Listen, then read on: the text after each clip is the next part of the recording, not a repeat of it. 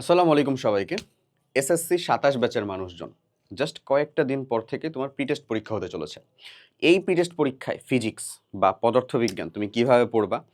কোন কয়টা চ্যাপ্টার তোমার সিলেবাসের মধ্য থেকে মাস্ট কমপ্লিট করতেই হবে, তাহলে দেখা যাবে তুমি 80% এরও উপরে কোয়েশ্চেনারিজ কমন পাচ্ছ, ইনক্লুডিং সিকিউ, এমসিকিউ সবটার সাজেশন প্লাস তোমাকে এটার সাথে সুন্দর একটা গোছানো পিডিএফ আমি আজকে প্রোভাইড করব, যেটা তুমি ডেসক্রিপশন বা কমেন্ট বক্সে একটা ফেসবুক গ্রুপ লিংক থাকবে। সেই গ্রুপ লিংকে মানে গ্রুপে জয়েন করেই সুন্দর মতো দেখতে পারবা। ফিচার পোস্টে এটা ড্রাইভ লিংক দেওয়া আছে।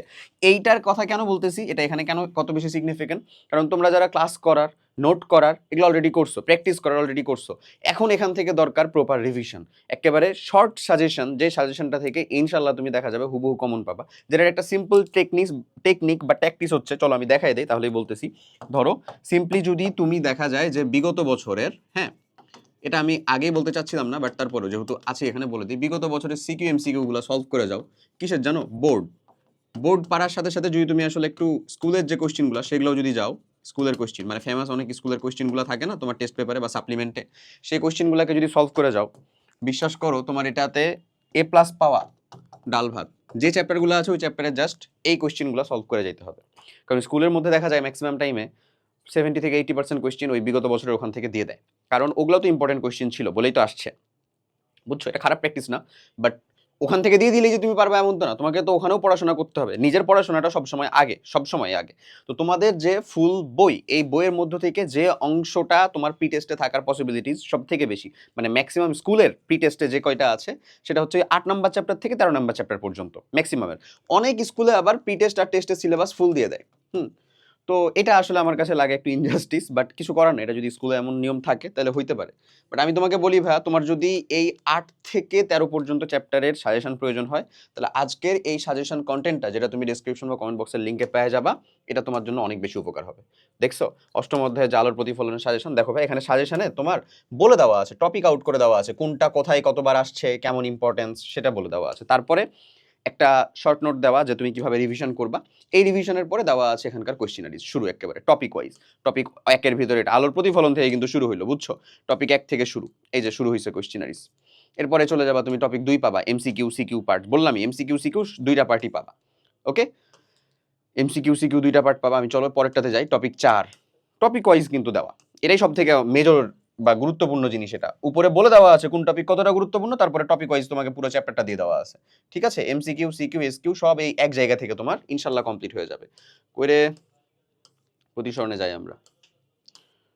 প্রতিসরণ, এই যে চলে আসছি আমরা এবার। এই যে দেখো এবার পরের চ্যাপ্টারটা শুরু হলো, আলোর প্রতিসরণ, নবম অধ্যায় শুরু হচ্ছে এরকম ভাবে সেম প্রসিজিয়ারে বা সেম সেকশনে ভাগ করে সাজানো আছে চ্যাপ্টারগুলো। ওকে, এরপরে যদি আমি তোমাকে একটু বলি, সেটা হইলো যে তোমার যদি 8 থেকে 13 পর্যন্ত চ্যাপ্টার থাকে, তুমি যদি প্রথম 4টা চ্যাপ্টার পড়তে পারো ঠিক মতো, বা এই কন্টেন্ট থেকেও প্র্যাকটিস করো, এই কন্টেন্টে কিন্তু সবগুলো দেওয়া আছে, 8 থেকে 13 পর্যন্ত সবগুলাই দেওয়া আছে। বাট প্রথম 4টা চ্যাপ্টার অর্থাৎ আলোর প্রতিফলন, আলোর প্রতিসরণ, স্থির তড়িৎ আর চলতড়িৎ, স্থির বিদ্যুৎ আর চলবিদ্যুৎ, এই 4টা চ্যাপ্টার যদি পড়তে পারো, তাহলে দেখা যাবে তুমি 80% আপ কোয়েশ্চেনারিজ ইনশাল্লাহ কমন পাবা।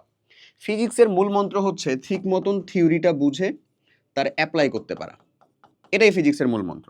এখানে গ ঘতে যেমন ঠিক মতোই ধরো থাকবে হচ্ছে ম্যাথ টাইপের, ম্যাথ রিলেটেড কোয়েশ্চেন গ ঘ, তেমনি ক খ এবং এস কিউ, ক খ প্লাস এস কিউ এই জায়গার ভিতরে থাকে হচ্ছে থিওরিটিক্যাল পোর্শন, থিওরি।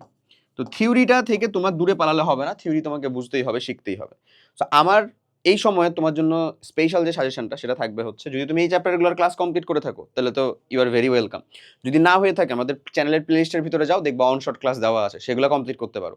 যদি তাও না হয়ে থাকে, যারা আমাদের ক্যাপ বা পেইড ব্যাচের মানুষজন বা যারা চিন্তা করতেছো পেইড ব্যাচে যুক্ত হবা, তাদের জন্য আমি একটা জাস্ট সিম্পল রুট দেখাই। দেখো তুমি যদি ফিজিক্সের মধ্যে যাও, এটা কিন্তু 27-এর কমপ্লিট একাডেমিক প্রোগ্রাম ক্যাপ, এসএসসি 27-এর তোমাদের ব্যাচের। হ্যাঁ, তো এর মধ্যে যদি আমি যাই ফিজিক্সের ভিতরে, দেখো মডিউলের মধ্যে এখানে একাডেমিক ক্লাস দেওয়া, একাডেমিক ক্লাসের সাথে চিটশিট দেওয়া। এটা পেইড ব্যাচের মানুষজনের মানে হচ্ছে কি বলবো, লেভারেজ। ওরা চিটশিট পড়ে গেলেও গোছানো জিনিস দেওয়া আছে, তো কি কি একেবারে পরীক্ষার আগের রাতে পড়তে হবে ওটা ওখানে দেওয়া। এরপরে জাস্ট ওই এক ধরনের ক্লাস, এই যে দেখো ক্লাস খালি ওই এক ধরনের শেষ না, সাথে আছে হচ্ছে স্কলারশিপ প্রোগ্রামের ক্লাস। স্কলারশিপ প্রোগ্রামের ক্লাস মানে এই চ্যাপ্টারগুলো থেকে যদি একটু অ্যাডভান্স কোশ্চেন হয়, তুমি নিজে একটু অ্যাডভান্স পড়তে চাচ্ছ, কই যাবা? এখানে আসতে পারো। এই অ্যাডভান্স কোশ্চেনগুলো এখান থেকে তুমি ইজিলি কমপ্লিট করতে পারবা। ওকে, এরপরে যদি আমি আরেকটু যাই, তাহলে তুমি চিন্তা করবা অনশর্ট ক্লাস। এই যে অনশর্ট ক্লাসের যেগুলো ইনকমপ্লিট হয়ে আছে সেটাও ইনশাল্লাহ দিয়ে দেওয়া হবে। কথা ক্লিয়ার? এটুকু তুমি কমপ্লিট করতে পারো এখান থেকেই। ইভেন এটাই শেষ না, এখানে যে ম্যাটেরিয়ালটা আছে ভাই, এই ম্যাটেরিয়ালের মধ্যে সাজেশনের ইবুক দেওয়া, এই ইবুক থেকে তুমি যদি টপিক আউট করো তাহলে তোমার যে সাজেশনের টপিক আউট দেওয়া আছে সেটাও আলাদা করে লাগবে না, বুঝছো? ফ্রিতে তো সাজেশনটা তুমি পাচ্ছই, সমস্যা নাই। যারা চিন্তা করতেছো এখান থেকে পড়াও, যদি দাগানো বইটা পড়ে যেতে পারো তাহলে তোমার আলাদা করে তুমি আগে নোট করছিলা কি করো না এটা কোনো জরুরি বা প্রয়োজনীয় জিনিসই না। তুমি এখান থেকে ইনশাল্লাহ নোটগুলোকে একেবারে বুঝতে পারবা যে এই চ্যাপ্টার থেকে আমার এই কিছু পড়তে হবে। তো থিওরিটা করে যদি স্কলারশিপ ক্লাসটা করতে পারো বা অ্যাডভান্স যে সলভিং ক্লাসটা যেটার কথা বলতেছি, তোমার ইনশাল্লাহ এই চ্যাপ্টার থেকে একটা সিঙ্গেল কোয়েশ্চেন বাদ যাবে না আর, এমসিকিউ এবং সিকিউ এ। ওকে, নিজে অতটুকু করার পরে, নিজে ওই থিওরি কাজটা সবকিছু বুঝে যাওয়ার পরে, তারপরে আইসা জাস্ট যে কাজটা থাকবে তোমার হাতে বাকি, সেটা হচ্ছে এই যে ভাইয়া দিয়ে দিয়েছে সাজেশন, এই যে সাজেশন, এটা হচ্ছে যে যেমন ধরো আলোর প্রতিসরণের সাজেশন, এই সাজেশনটাকে সলভ করা, আর কিচ্ছু না। এই সাজেশনটাকে সলভ করার জন্য তোমার যে এমন আহামরি খুব বেশি সময় লাগবে এমন না, তোমার প্রি টেস্ট কিছুটা পিছাইছে ভালো কথা, ওই সময়ের ভিতরেও তুমি এটাকে আরামসে সলভ করতে পারবা। এটাকে সলভ করে যাও, সলভ করে গেলে দেখবা ইনশাল্লাহ কোশ্চিনারিজ তোমার এর বাইরে থেকে আসতেছে না, ইনশাল্লাহ আশা করা যায়। কি কোশ্চিন আসবে সেটা তো উপরওয়ালার স্যার ছাড়া কেউ জানেন না, বাট কোশ্চিনের টাইপগুলো ইনশাল্লাহ এর বাইরে থেকে আসবে না। ওকে, এখানে প্রত্যেকটা দেওয়া আছে, যে যে কিছু তুমি চাচ্ছ প্রত্যেকটার, এই পুরো পিডিএফটা দেখা যাচ্ছে 156 পেজের, মানে ওই লাস্টের কয়েকটা চ্যাপ্টারের। আর আমি চিন্তা করতেছি সেটা হচ্ছে যে মানে এইভাবে ধরো ভিডিওটা রেকর্ড করলে আমি তো তোমাকে প্রত্যেকটা চ্যাপ্টারের আসলে সবগুলো দেখাইতে পারি না, দেখাইতে গেলে এটা তো অনেক বেশি হয়ে যাবে। তুমি অ্যাটলিস্ট জানো যে একটা চ্যাপ্টারে কতটুকু কি পড়তে হয়।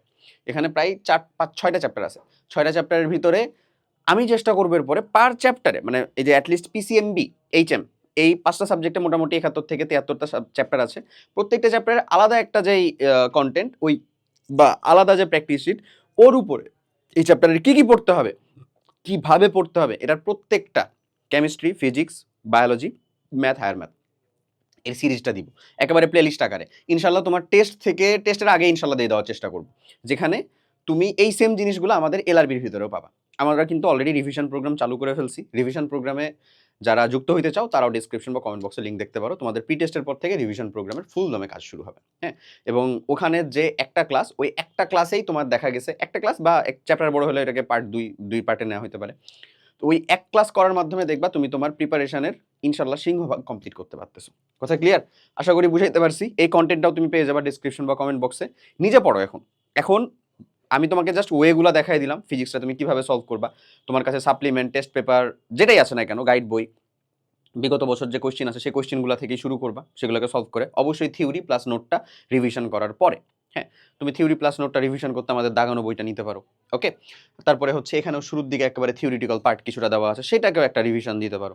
এরকমভাবে থিওরি প্লাস যেই নোট সেটাকে রিভিশন করার পরেই তুমি এটাকে প্র্যাকটিস করা শুরু করবা বিগত বছরের কোশ্চেনের সাথে অ্যালাইন করে। এখানেও কিন্তু বিগত বছরের কোশ্চেনগুলাই দেওয়া। সো আলটিমেটলি এইটা তোমার জন্য সম্পূর্ণ ফ্রিতে একটা মানে ভালো অ্যাডভান্টেজ দিবে।